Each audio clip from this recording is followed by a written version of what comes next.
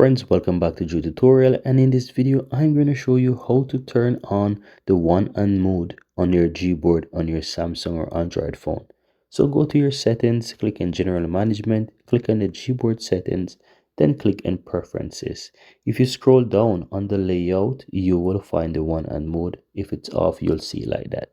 Now you can tap on that and you can switch it to right hand mode or left hand mode, and that's it. So I'm going to put it to right hand mode, and then I'm going to minimize, swipe up, type somewhere, and as you can see, I now have the right hand mode. Now let me go back to the settings and switch it to the left hand mode so you can see it, and let me just minimize, swipe up, and you can see that I now have the left hand mode.